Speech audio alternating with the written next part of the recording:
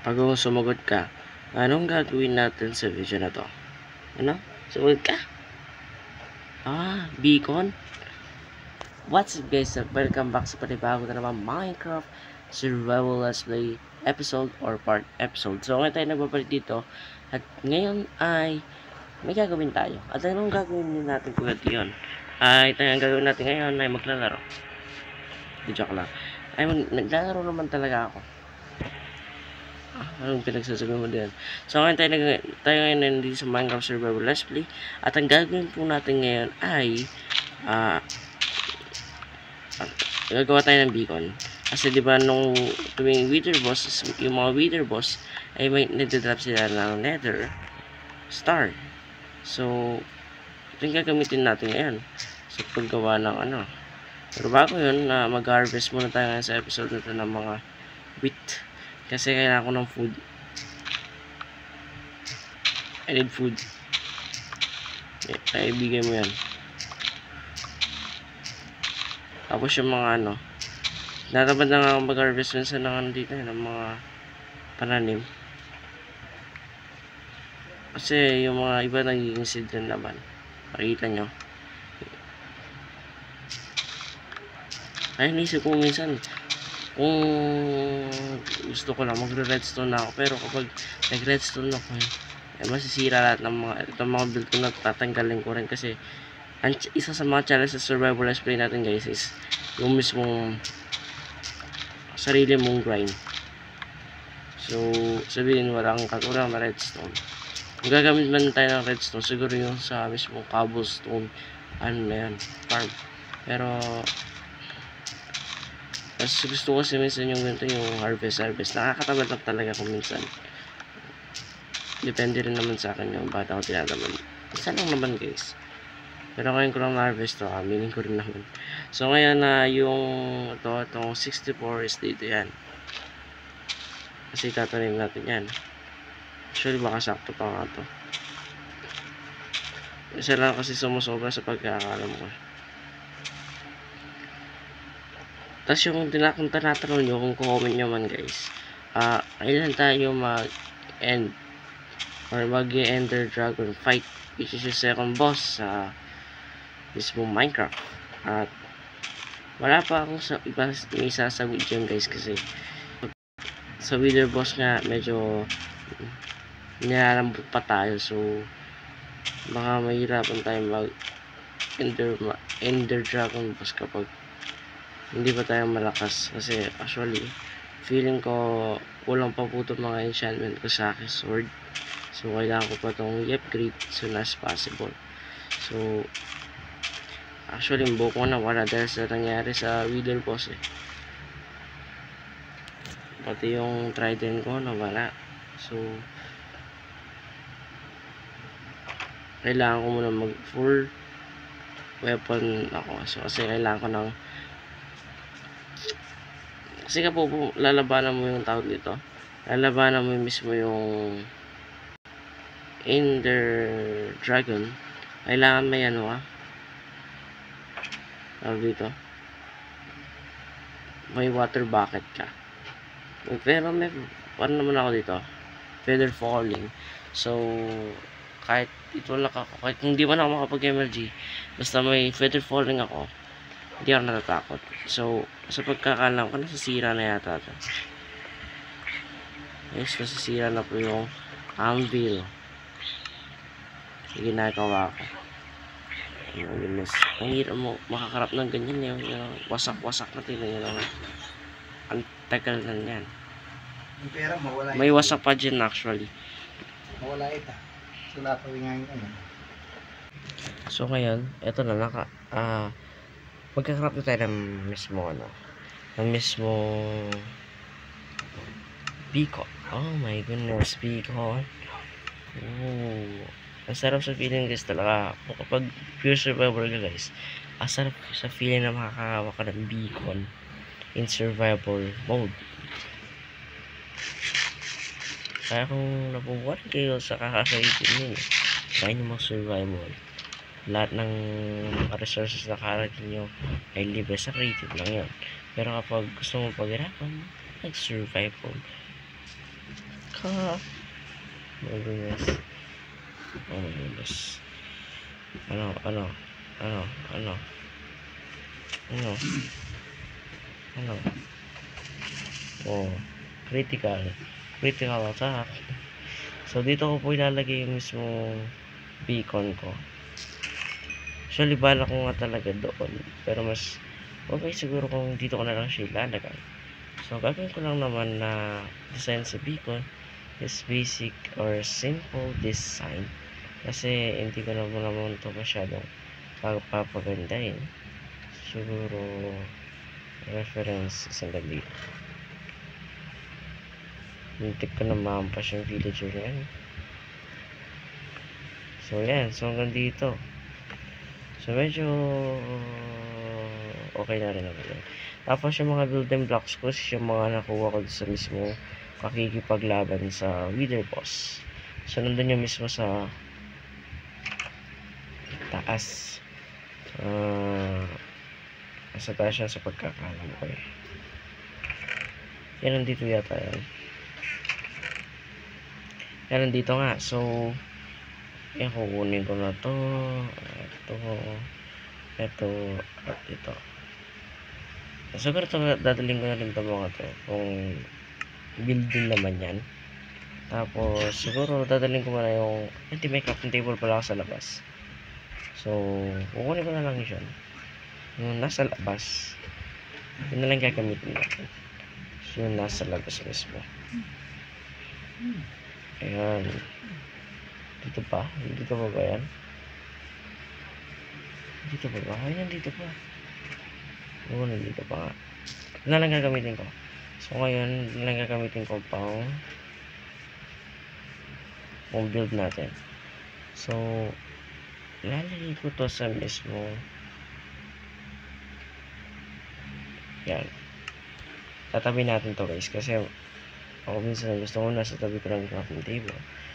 Ayun ang mga pag-craft tayo ng gano'n, mga ganito. Okay. Ito texture natin kasi yan. So, I make 48 tapos to. Ganito. Ayan, pwede siguro yan. At yan, at yan. At yan, siguro to mga to. Ay, kinulang. Oo. So, yan na lang nandito yan. Ay, may 64 pa pala ako. Goods. Paano to ba? I-extend natin siguro. Kasi medyo malaki yung sasakupin nila panigurado. Siguro hanggang dito. Marami naman tayo resources eh. Ayan. Tapos, magiging ano niya to? Ito yung magiging base niya. Hindi siya pwede kasi tatlo yung ano lang mismo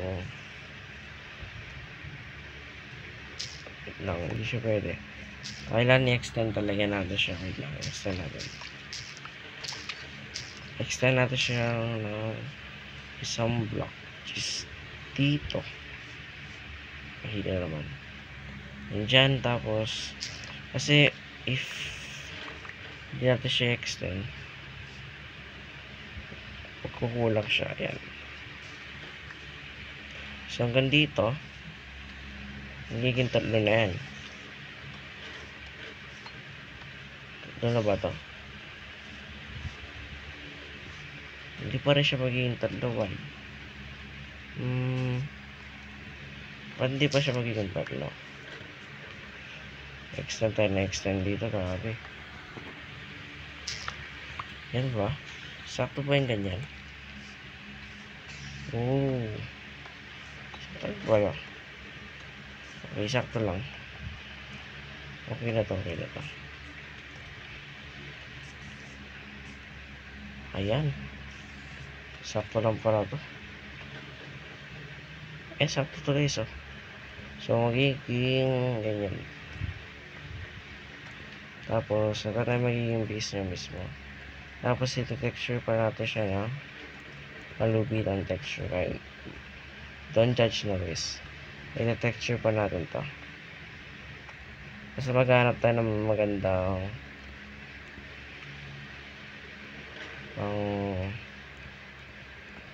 Yan. Mga ufit. Nagamit ko din pala yung mga blocks na to. Kala ko hindi. Diba ko yun, syempre. Gawin na natin mismo yung beacon sa loob.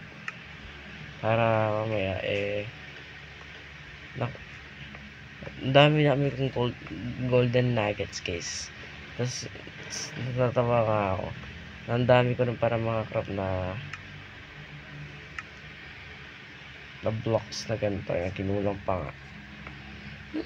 Wait lang. Nakrap muna ako ng isa pang gold. So, ito na guys. Actually, ayan. Build ko na ng konti. Tapos, ito na. Lalagay na natin yung beacon. Bang! Oh, lupit. Ang ganda guys. Sa wakas. Oh my goodness. Nagiging proud ako sa sarili ko guys actually. Yung first survival let's play natin, hindi nga ako nakapag-beacon. Kasi, yung ginagawa ko dati is puro lang ako build. As in, build ako ng build dati. Hindi ko tinatalo yung mga boss kahit kasi actually hindi importante sa akin yung armor. Basta sabi ko, build ako ng build, okay na yun. Tapos ito na siya. So how to texture. So, ganito lang yan guys. Yung texture na gagawin ko is napakadali lang talaga. Kaya-kaya yung gawin to. Yan. Gagawin ko lang guys, lalagay lang ako ng by side na ganito. Wait lang ulit. Yun yung ayoko talaga. Yung pagkakamali yan. Ito lang gagawin natin texture. Ayan. Kakamali talaga ako minsan eh. Sa side kasi. Yan, dapat sa side lang. Yan. Daan-daan lang tayo dapat guys. Para walang pagkakawali pangyari. Oh, lupet. Aminin ko naman kasi guys, hindi ako builder. Hindi naman talaga ako builder guys. Ano lang talaga ako. More on nakafocus ako sa progress ng isang world. Kaya ganun. Survival pa man yan or creative. Pero mas focus ako sa progress na mismo. Survival. So yan. Oh my goodness. Hindi na pagmasdan ang paglubog ng haring araw. So ayan guys. Yan na ba yan? Yan na ba yung design? Hindi pa yan yung design. Hindi pa yan po yung design. Ano pa yan? May gagawin pa tayo. Pero siguro matulog muna tayo para ituloy natin yung mismo balak natin na design talaga. Makikita niyo yung design. Matulog muna tayo actually. Matulog muna tayo. Tapos gagamit tayo ng iron ingot para sa banana. So actually babalikan kayo kapag may progress na tayo mismo dun sa binibuild natin at pagte-texturize. Let's go! Oh my goodness! Sulit naman pala yung mismo 30 minutes na pag-build ko dito. Kasi sira ako ng sira. Wala po akong may isip na magandang i-design. Pero sulit naman siya guys. No, sulit naman. Yung mismo beacon natin, baka off cam ko po ilalagay yung mismo effect na gusto kong effect na ilagay dyan na mapunti na yung mismo na yan. At nakikita nyo guys, okay lang naman siya. Simple na beacon lang talaga yung ginawa ko kasi kapag inaandaan ko yung beacon wala na naman mangyayari. So ginawa ko na siya simple beacon na malapit sa base lang natin.